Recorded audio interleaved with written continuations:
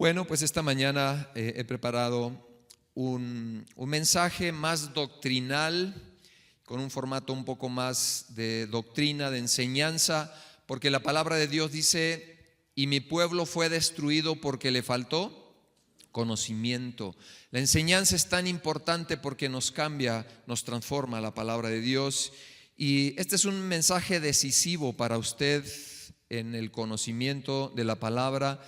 Y el Señor tiene planes de transformarnos. Si podemos pasar la primera diapositiva. Ok, perdón. El nombre de este mensaje es El pecado y su limpieza. El pecado y su limpieza.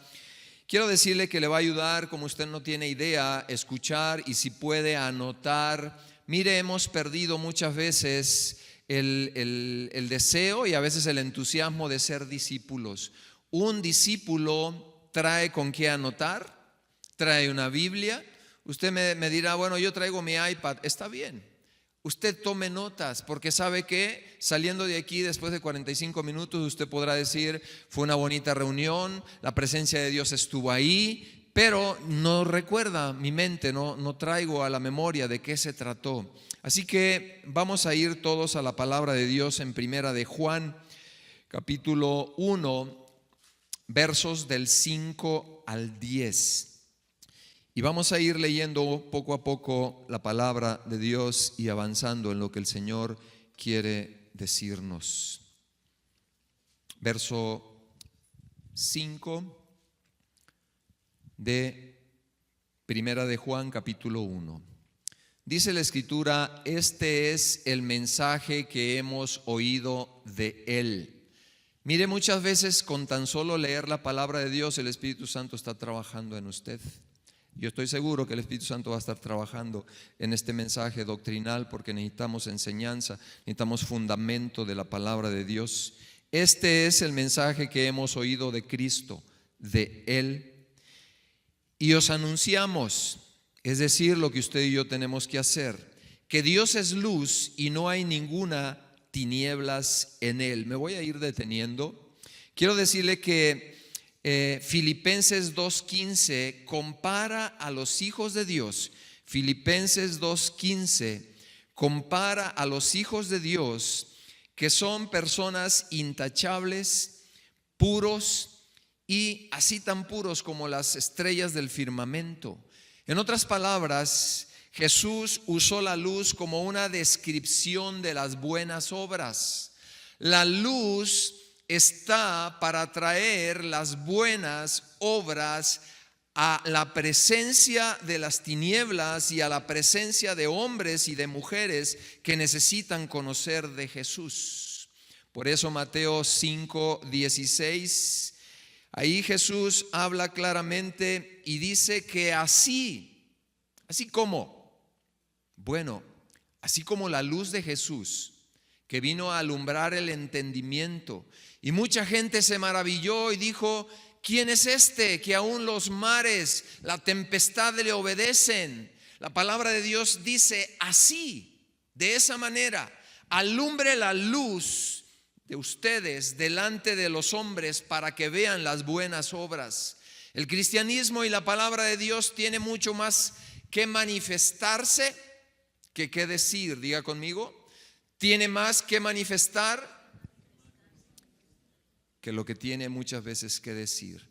Las personas alrededor de su vida y de mi vida están para que usted y yo podamos manifestar a alguien que vive dentro nuestro. La gente no se impresiona por cuánta Biblia usted conoce. La gente no se impresiona por a dónde usted acude. La gente recibe mensaje cuando usted y yo manifestamos algo que hay necesidad en cuatro paredes en sus hogares. Cuando la gente ve que usted no lucha ni se pelea con su mujer. Cuando las personas ven que sus hijos tienen un comportamiento que quisieran sus hijos tener, entonces el reino de los cielos se está manifestando. Entonces aquí la palabra de Dios nos instruye. El Salmo 76:4 dice de Dios: está rodeado de esplendor, dice ese salmo. Está rodeado de esplendor.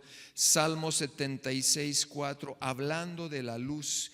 De hecho, el hecho de que Dios es luz establece un contraste natural con las tinieblas. La Escritura dice que tinieblas cubrirán las naciones de todo este mundo, pero de pronto la luz nacerá. Y nació la luz y vino la luz, pero los hombres amaron más las tinieblas. Hay dos cosas por amar según ese texto. O usted amará la luz, o quiera o no, las tinieblas le van a ir envolviendo. Así que nosotros tenemos que detenernos en la palabra de Dios. Así que la luz es una metáfora también para la justicia. ¿Cómo así? Sí. La luz es una metáfora para las cosas justas. Un hombre que anda en luz, un hombre y una mujer que andan en luz van a necesariamente a alinearse con la justicia, con la bondad de Dios. Y entonces también las tinieblas simbolizan oscuridad, simbolizan maldad, simbolizan pecado. Y ahí adelante seguimos leyendo. La palabra de Dios dice: si decimos que tenemos comunión con Él y andamos en tinieblas, entonces nosotros somos personas no íntegras. Dice ahí la Escritura que nosotros debemos de ser guiados por la luz, y la luz también es verdad. Y si nosotros amamos, y yo me paro de este lado, y de este lado es la vida de luz, de verdad en el Señor, y de este otro lado me puedo acercar a la vida de las tinieblas. Dice ahí la Escritura que si yo verdaderamente amo a Dios, pero mi vida se empieza a rodear de tinieblas, y déjeme decirle que en la tecnología y en esto de la iluminación, hay aditamentos donde usted puede ir bajando los niveles de intensidad de la luz al punto que usted no lo entienda, no lo perciba. Y de pronto donde había una luz, y más ahora con el sistema LED, nos encontramos que le pueden ir atenuando, bajando la intensidad de la luz, y de pronto usted se encuentra un poco más en oscuridad. ¿Sabe que ese es el plan del enemigo con su vida? Así como aquella ranita que la pusieron en un recipiente con agua y le colocaron fuego abajo. Ella no sabía. Le colocaron fuego y de pronto el agua que estaba fría se fue colocando tibia y se sintió rico, muy rico, muy rico. Pero fue tanto el adormecimiento de su sensibilidad que cuando quiso salir de ahí ya era un platillo de ancas de rana. Se había muerto. El plan del enemigo es que en este tiempo donde abunda las tinieblas, usted y yo no agudicemos, y usted y yo tengamos pereza espiritual, estupor espiritual, y nosotros no tengamos hambre por el Dios vivo y verdadero, que conquistó lo que nadie podía conquistar, y vivamos vidas pues indiferentes a Dios. Dice entonces que el mensaje que hemos oído de Él es un mensaje de luz, y nosotros os anunciamos. Este febrero será una oportunidad para que usted anuncie la posibilidad de que alguien que no ha conocido del Señor pueda venir a ese seminario intensivo. Os anunciamos que Dios es luz y no hay ninguna tiniebla en Él. Dios es luz, no hay tinieblas. Así que la parte de la luz es esencial, como el amor. Es parte de la naturaleza de Dios. Déjeme decirle que Dios no tiene un poquito de luz. Él en su naturaleza es luz. Él en su naturaleza es amor. Y alguien que está lleno, saturado, con una naturaleza impregnada, que es parte de lo que vive, que es parte de lo que tiene, no lo puede dejar de ver, no lo puede dejar de compartir. Y el plan de Dios es que en este 2017 usted y yo vayamos a más en cuanto a la luz que Él nos da. Verso 6 dice: si decimos que tenemos comunión con Él y andamos en tinieblas, entonces mentimos y no practicamos la verdad. Juan 8:12, Jesús dijo: yo soy la luz ¿de quién? Del mundo. El que me sigue no andará en tinieblas, sino que tendrá la luz de la vida. Diga conmigo: la luz de la vida. La vida necesita luz. ¿Cuántos de ustedes han experimentado en casa que de pronto la luz se fue? Y a usted se le hacen grandes los ojos, pero sigue sin ver.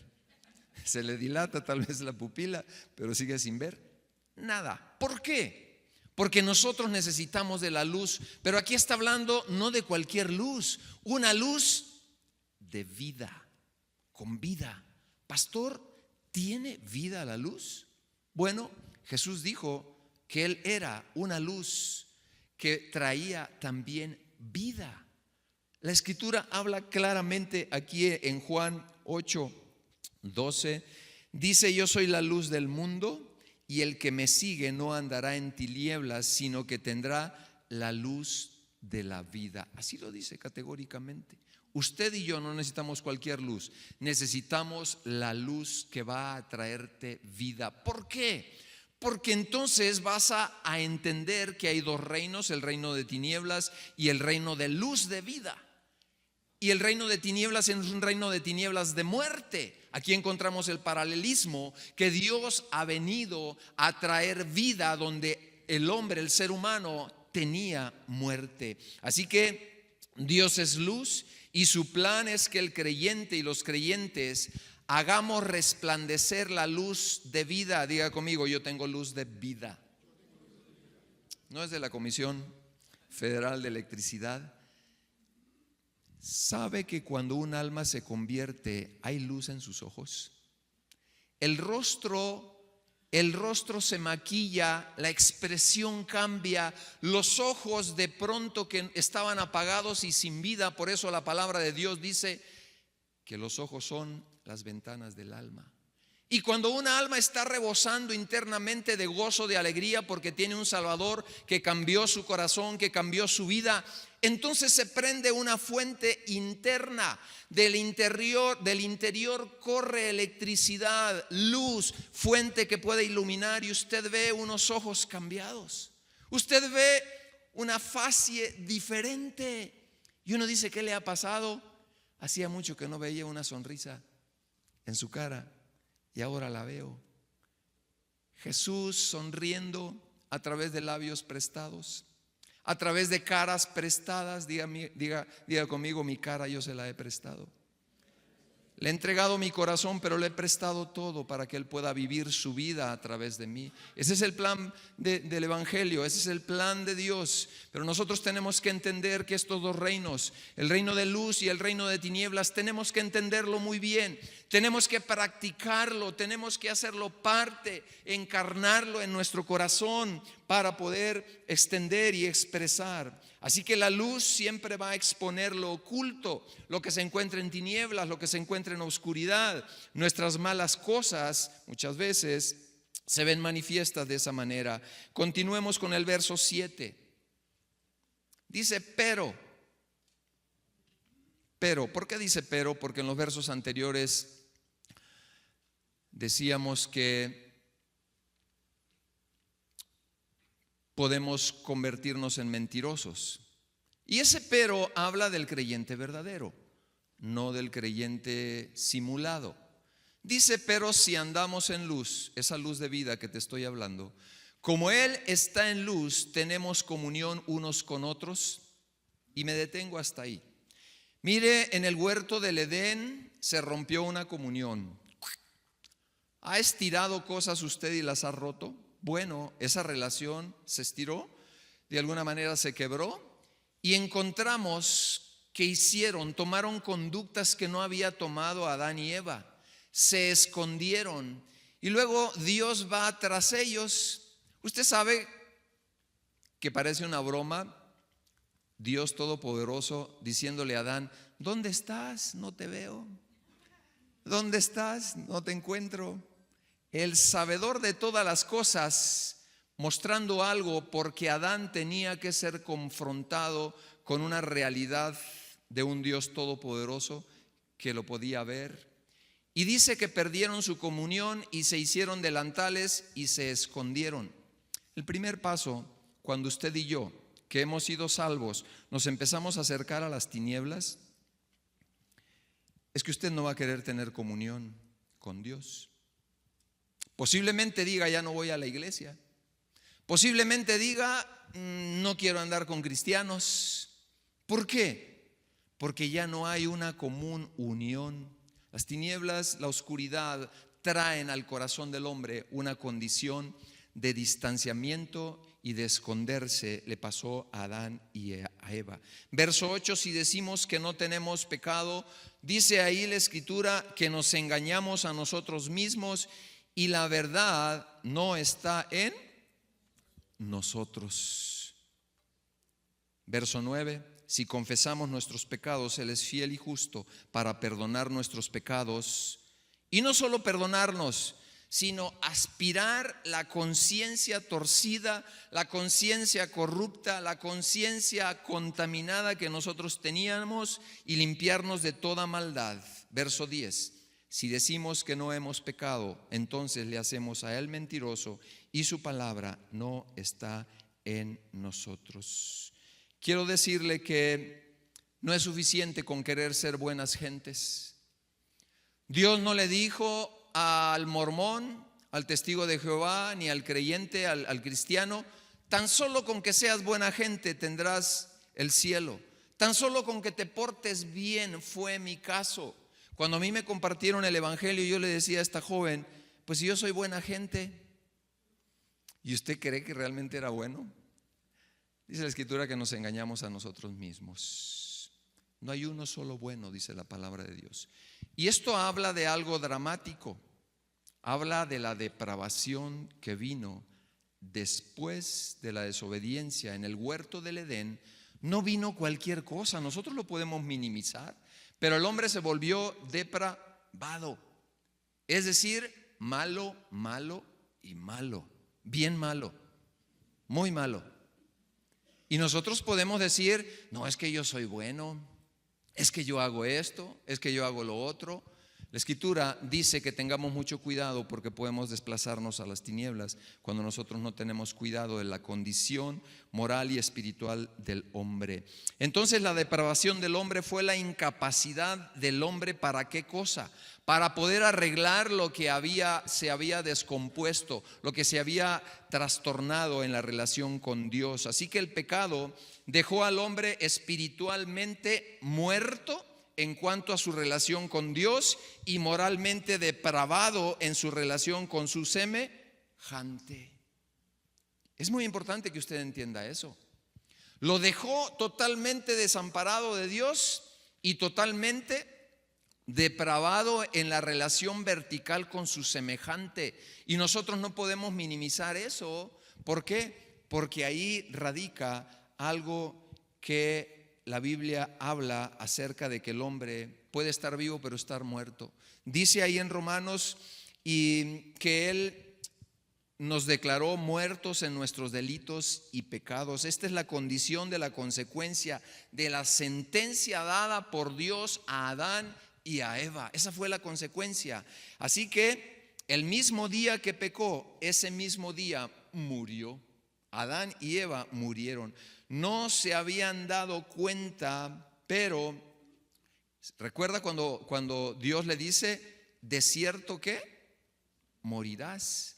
Si tomas del fruto de aquello que no debes de tomar, hay una sentencia de muerte que estaba ya escrita. ¿Qué hace Adán y Eva? Va y toma esa sentencia con el acto, con la acción que él lleva a cabo. Toma esa sentencia y esa sentencia empieza un tic-tac a correr sobre la humanidad. Así que Adán y con él el hombre estuvo muerto y no lo sabían. Yo le aseguro que si ahorita nosotros nos vamos aquí al parque enfrente y le preguntamos a las personas que están caminando sin Dios y le decimos, ¿verdad que usted está muerto, bien muerto? ¿Qué cree que va a decir esa persona? Tú estás, pero para irte al psiquiátrico, ¿verdad? Estás loco. ¿Cómo voy a estar muerto? Déjeme decirle que Adán y Eva andaban muertos y no lo sabían en cierta forma. Hoy día hay una sentencia caminando generacionalmente de muerte espiritual, generación y generación.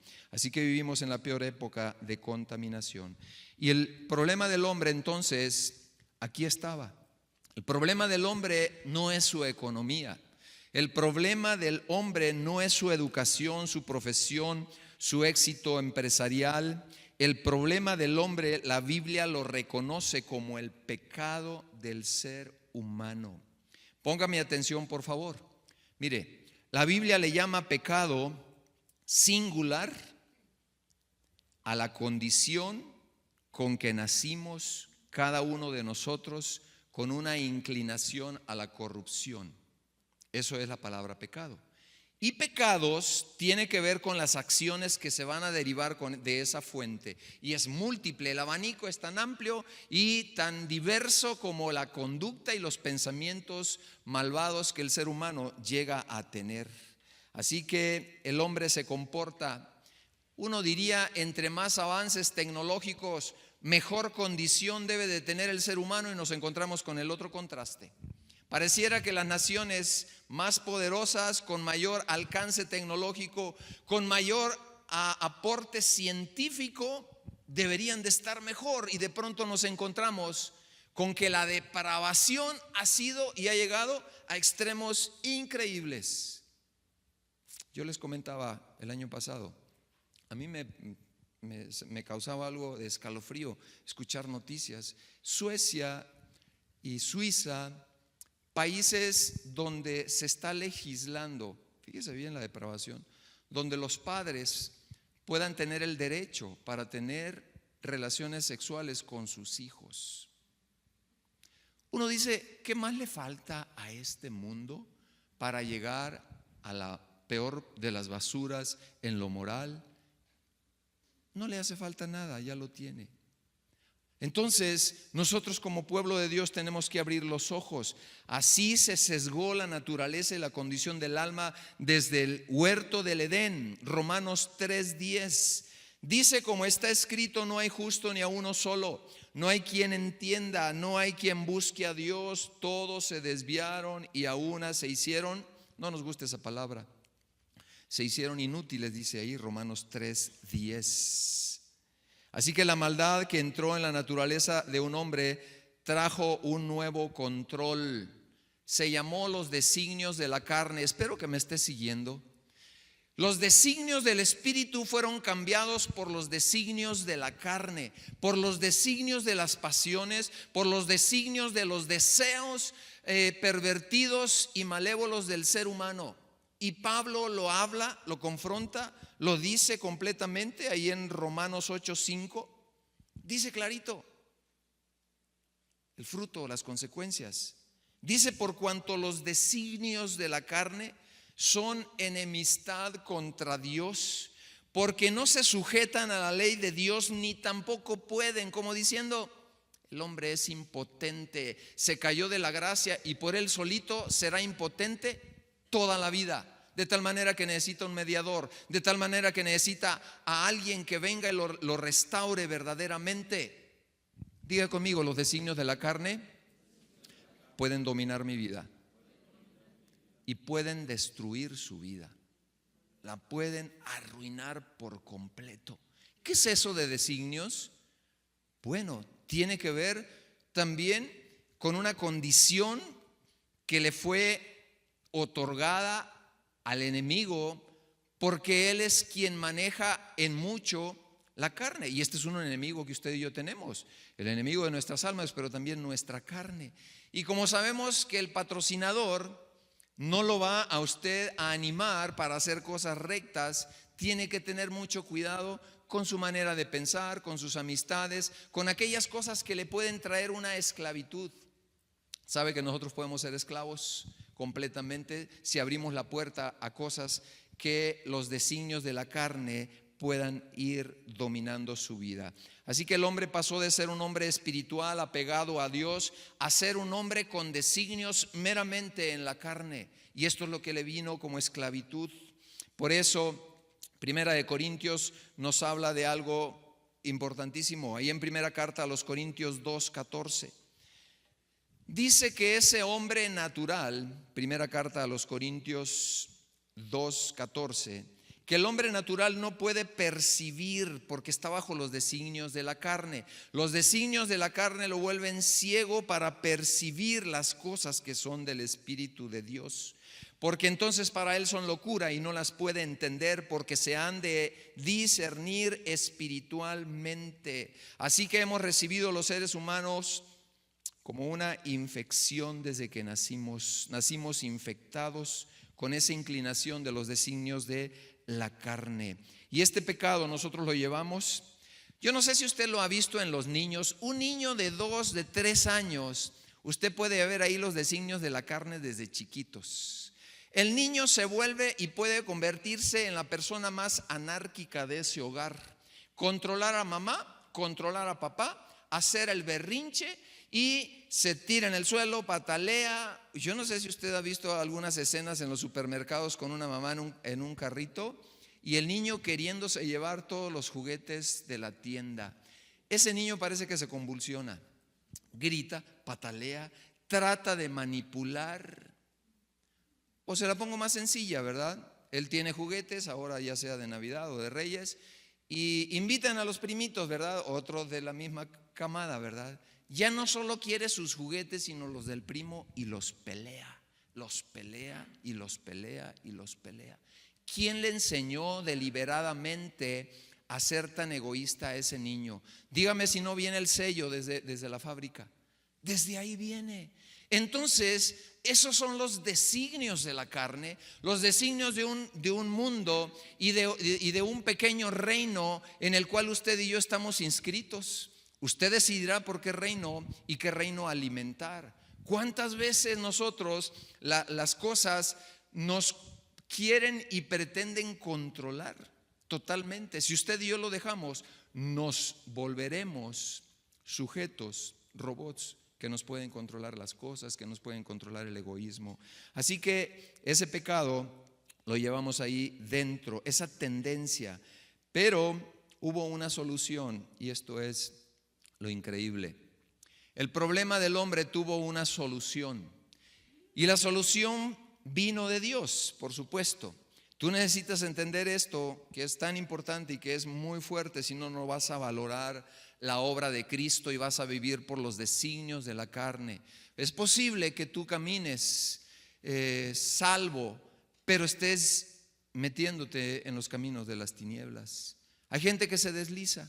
Dice la Escritura, nadie vea ni presuma de que esté bien. Mejor cuídese de qué cosa, de no resbalarse y de no tropezarse. Y no solo eso, digo, ¿qué más digo? Sino no ser de tropezadero para otros, porque eso todavía lleva un poquito más allá. De tal manera que nosotros tenemos que detenernos y saber que el problema tuvo solución. ¿Ha sabido usted que hay niños que nacen con SIDA? ¿Qué solución? ¿Qué expectativas de vida? ¿Qué futuro tiene un niño con un nacimiento con SIDA? Vivir esclavizado a medicamentos y con una pésima calidad de vida. Le pongo un ejemplo. Usted está enfermo, el cirujano dice usted necesita una cirugía, este es un síndrome de abdomen agudo, si no lo operamos usted se puede morir, y lo cita en el hospital, lo opera y el mismo cirujano va y paga la cuenta sin que usted lo sepa. A la hora que lo da de alta, le dice ya está listo, puede irse a su casa. Llega a la administración y le dicen su cuenta está ¿qué? Pagada. Eso hizo Jesús por ti y por mí. ¿Te ha pasado alguna vez en un restaurante que alguien pague la cuenta por ti? Y tú volteas para todos lados y dices, ¿y quién fue? Que venga más seguido, ¿verdad? Que venga más seguido aquí donde yo como. Esos pequeños destellos tienen que sacudir tu conciencia y la mía para que nosotros valoremos una salvación tan grande. No solo fue una cirugía.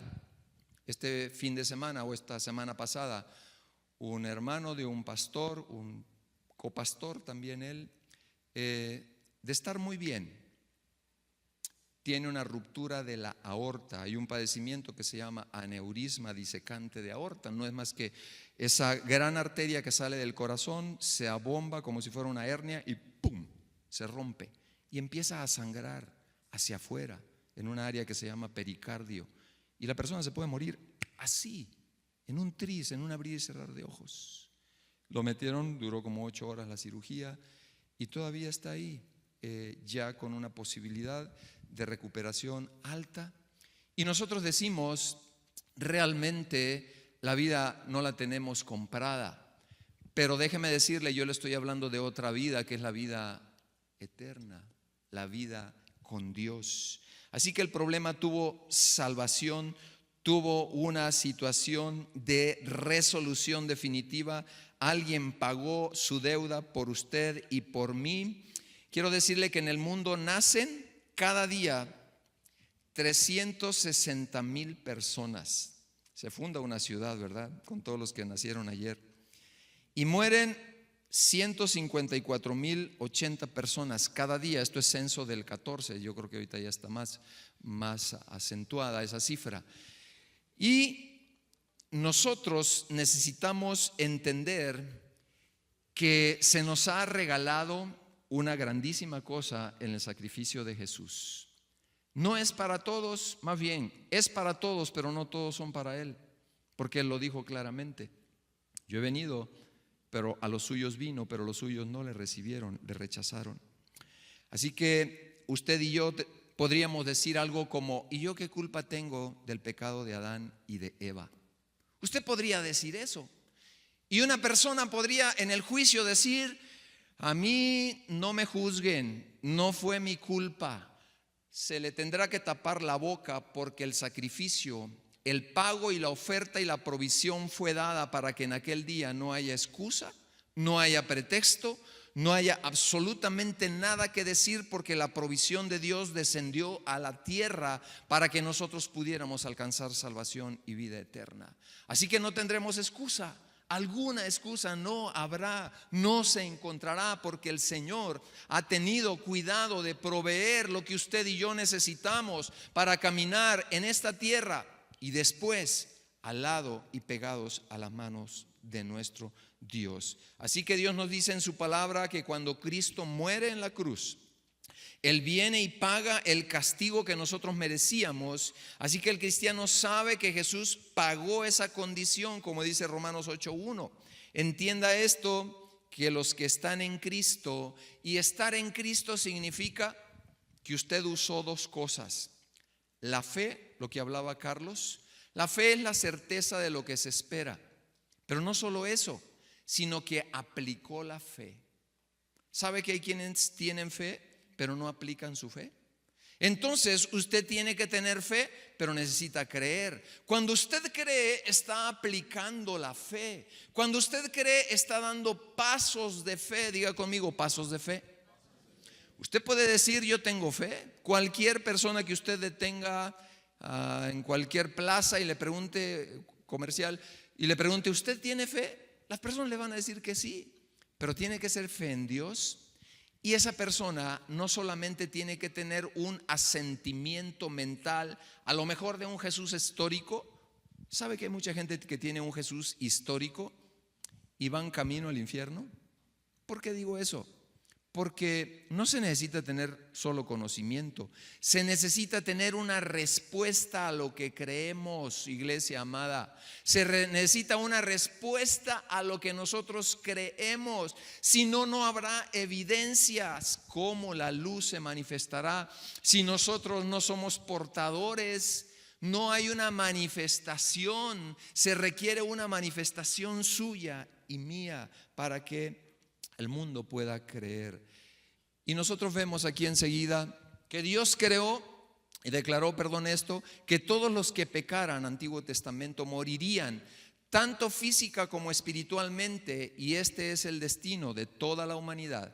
Pero Dios en su gracia, en su misericordia, proveyó una salida para este grandísimo dilema. ¿Qué cosa? A Jesús, que derramó su sangre de su perfecto Hijo en la cruz.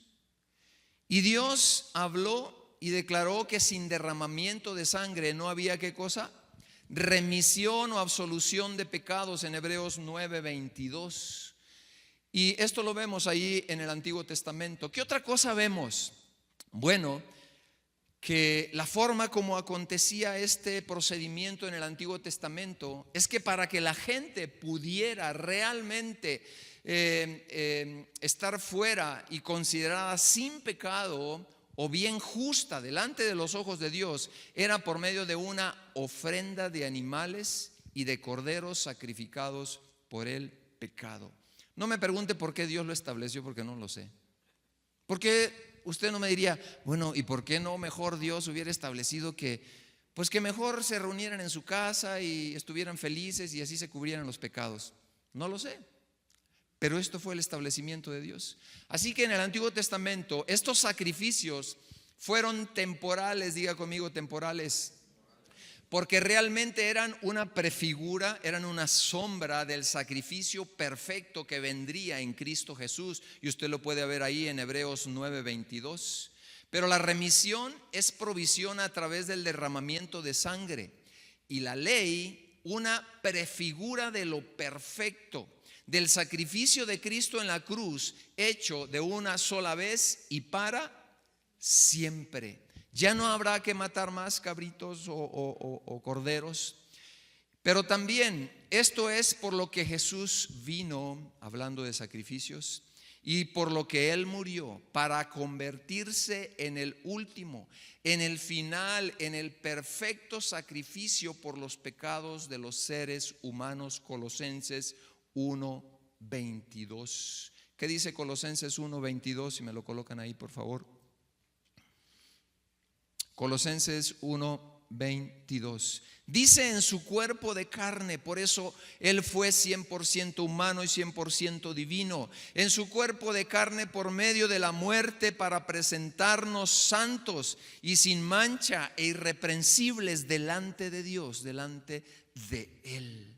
Y a través de Él, la promesa de vida, y le digo, la promesa de luz de vida, no solo de vida, sino que seamos luz en esta tierra, vino al hombre muerto, a mí, a usted. Vino esa promesa, espiritualmente muertos, así a través de la fe de aquellos que creen en Jesús, tú y yo, que alcanzamos o alcanzaríamos las promesas, como lo dice Gálatas 3:22, para que la promesa que estaba corriendo generaciones desde el Antiguo Testamento, más de 400 años de oscuridad, para que la promesa un día llegase a esta tierra, a este mundo, y a usted lo encontrara con un eco para responder con fe y decir, sí, yo eso lo creo, yo eso lo necesito, para que la promesa, que es por la fe, le digo la fe, pero también por creer, dar pasos de fe en Jesucristo, fuese dada a los creyentes. Estas dos palabras que le he hablado, primera fe y la segunda creer, son cruciales para su salvación. Son sumamente cruciales y usted y yo las vamos a necesitar. Es a través entonces de creer en la sangre de Cristo derramada por nuestros pecados que nosotros recibimos la vida eterna, y es quitado el peso del pecado, o el peso de lo que le hablaba hace un momento, de la inclinación de la carne, de esa disposición malvada de controlarnos. Dice la Escritura, Efesios 2 del 8 al 9, porque por gracia sois salvos. ¿Y esto es por medio de qué? De la fe. Una cosa tan sencilla, tan valiosa, que usted pueda creer, que se le pueda mover el telón de la oscuridad para no creer y de pronto creer. Ese es un don de Dios. Usted no hace mucho, Dios se lo trae y usa circunstancias a veces muy variadas para llevarnos a eso. Y esto no es de vosotros, porque es un don de Dios, para, no por obras, para que nadie se gloríe. Y por último, ¿cómo vamos a tratar nosotros con los pecados que vienen a nuestra vida? Y ahí en el verso 7 dice, pero si andamos en luz, como Él está en luz, pareciéndonos ¿a quién? A Cristo. Tenemos comunión unos con otros y la sangre de Jesucristo, su Hijo, nos limpia de todo pecado. Aquí nosotros encontramos que la sangre de Jesús no va a operar en medio de las tinieblas, sino en medio de la luz. Entiéndame, sígame la idea de pensamiento que le estoy poniendo delante de usted. Cuando usted ha conocido de Jesús y viene a la luz, usted y yo todavía pecamos. Escuche esto que le voy a decir, puede parecerle fuerte. Usted y yo somos santos pecadores. Eso es difícil de entender. ¿Por qué? Usted es un santo porque Dios lo declara santo. Una persona que entrega su vida a Cristo sinceramente tiene una posición donde Dios lo ve a través de Jesús y dice, esta mi hija, este mi hijo es santo, porque lo ve a través de aquel que ya pagó la cuenta del hospital, la cuenta del restaurante. Eso ya está saldado, eso ya está saldado. Por cuanto en usted ha habido la disposición de creer, de tener fe y de creer en su obra, usted es visto como una persona completamente santa. Pero ese peso que todavía cae de los designios de la carne, usted y yo estamos luchando. ¿Cuántos dicen amén? Y algunos están vencidos y dicen, camarón que se duerme se lo lleva la corriente. Y algunos ya no quieren nadar contra corriente. Y sabes, tu vida se va envolviendo ¿de qué? De un estupor, de una pesadez. Vives automáticamente. Cero apetito de lo espiritual. Cero hambre, cero deseo, cero alabanza, cero proclamación, cero calor y pasión por el que te dio la vida, el que llegó y pagó la cuenta. ¿Te han regalado cosas valiosas alguna vez? Seguramente que sí. Y tú llegas a tener tanta gratitud con esa persona que quisieras devolverle el favor. Pero Jesús pagó una cuenta que tú y yo no nos alcanza. Nunca nos va a alcanzar lo que tú y yo podamos tener para decirle, Señor, ahí te va un buen abono, ¿verdad? Yo creo que para el 2018 te pago todo. Usted y yo nunca podremos pagarle la misericordia, la bondad, la bendición de nuestro Dios. Así que el verso 9 dice, si confesamos nuestros pecados, Él es fiel y justo para perdonarnos nuestros pecados y para limpiarnos de toda, ¿qué? Dice de poquita.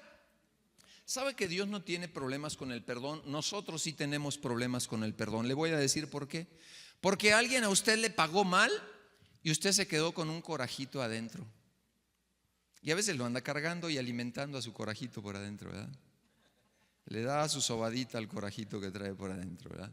Y ese corajito puede ir creciendo y si no lo resuelve se puede convertir en un enemigo terrible que se llama amargura y volver de usted una persona agria, una persona totalmente en los designios ¿de quién?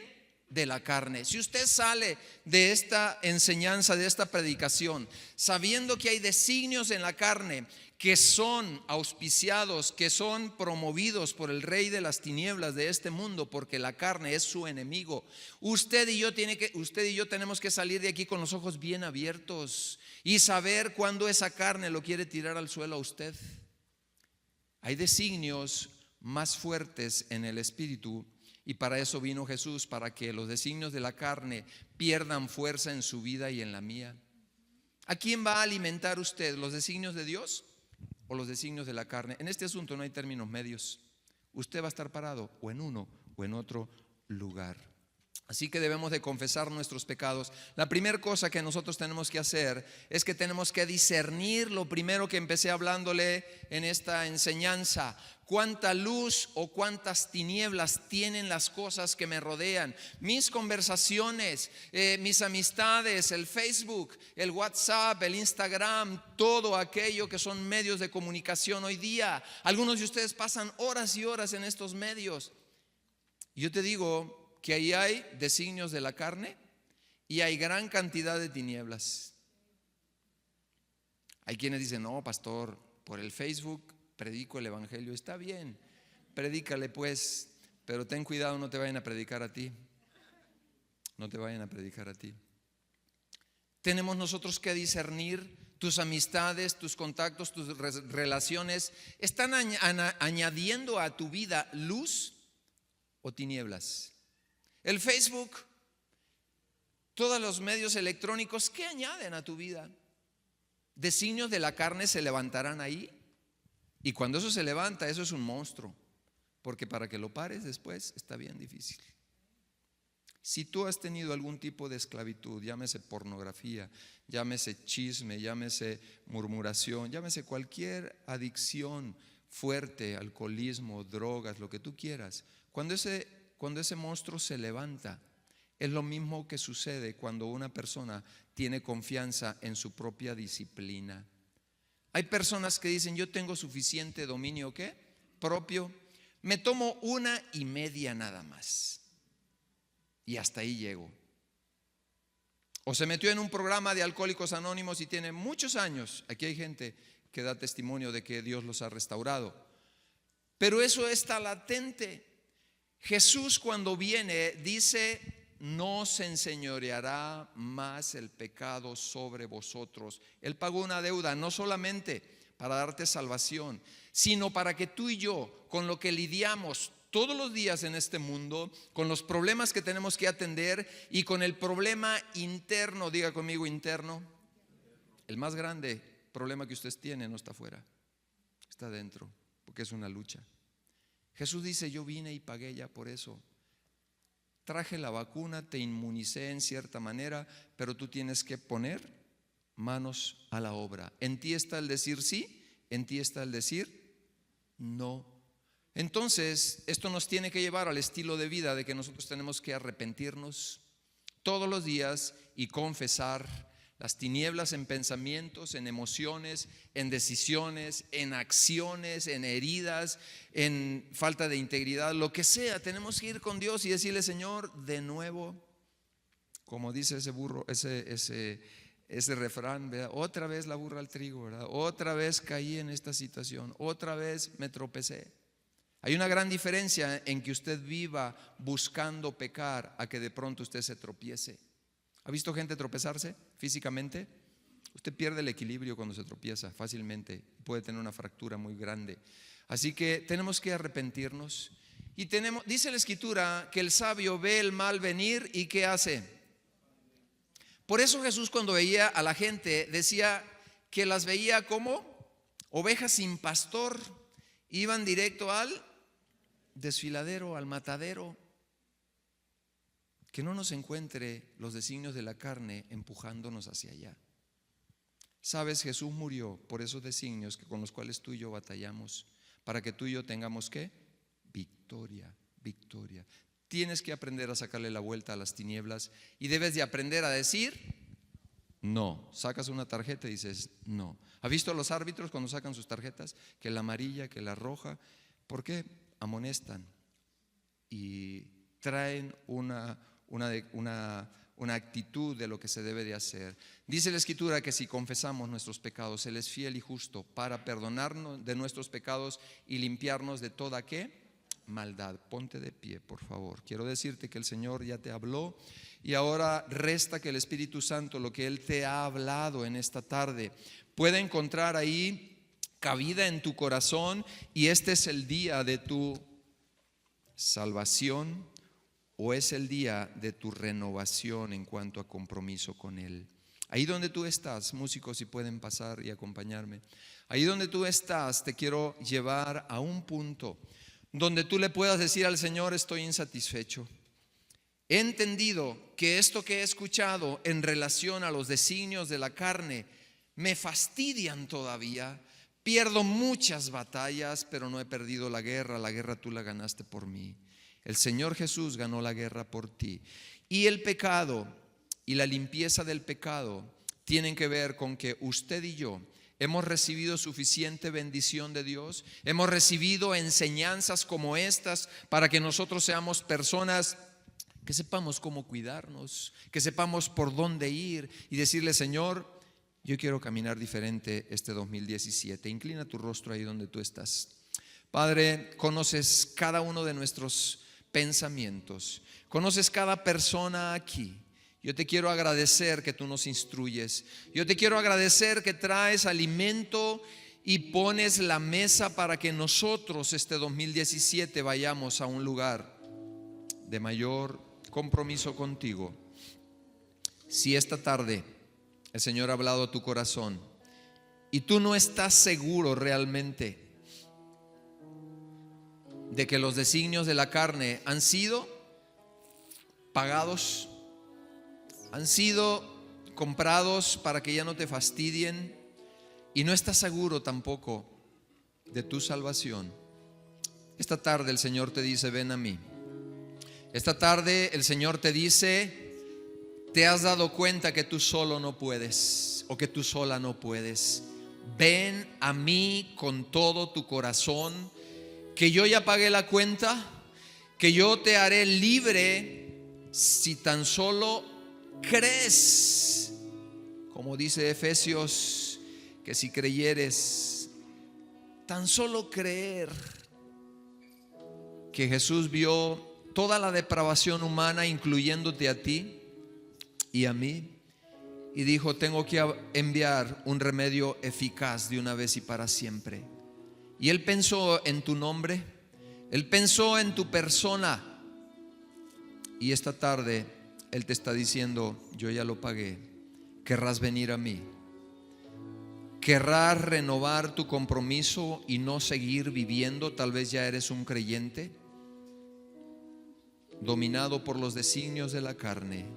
Querrás decirle: quiero tus designios, los designios del Espíritu.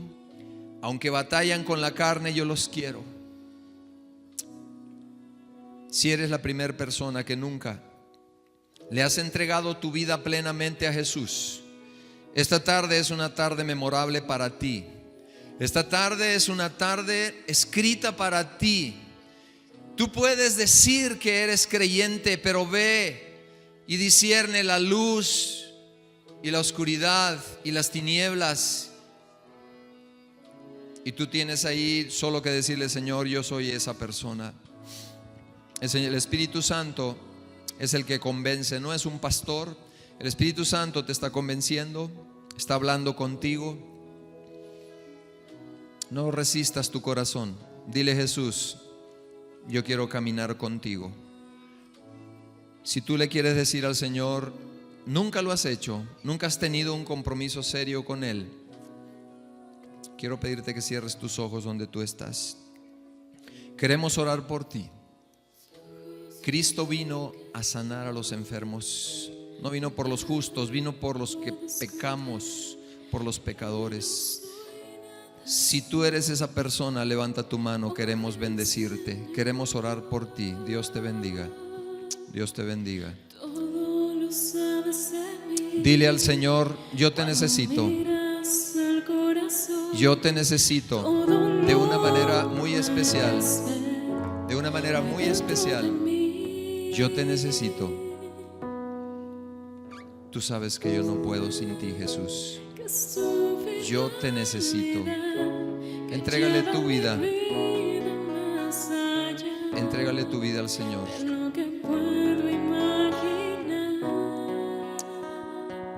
Segunda oración. La segunda cosa específica. La segunda cosa específica. Tal vez tú eres un creyente. Tú eres un creyente. Pero esta tarde has sabido que hay designios de la carne con los cuales has vivido doblando las manos. Es tiempo de levantarse. Es tiempo de no seguir así. Quiero orar por ti. Yo no lo puedo hacer, pero sí el Espíritu Santo que te ha hablado esta tarde, para que le digas: aquí está mi vida, perdona. Perdona mi indiferencia. Perdona mi falta de compromiso contigo, Dios. Él te conoce. Padre, oro por cada persona aquí. Oro por aquellos que hoy toman una decisión de entregar su vida plenamente a ti. Y en segundo lugar, por aquellos que te dicen en esta tarde: no estoy satisfecho. Te tengo en mi corazón, pero vivo en un letargo y en una condición inadecuada. Padre, gracias porque tú vienes a bendecir a tu pueblo en esta tarde. Habla un momento con Dios ahí. Habla un momento con el Señor. Él ha venido para traerte paz, bendición, vida eterna. Él ha venido para que tengas una vida de luz, de verdad, y Él pueda resplandecer. Otros verán a Jesús a través de tu vida. Padre, gracias te damos esta noche, esta tarde, porque eres bueno, porque para siempre es tu misericordia.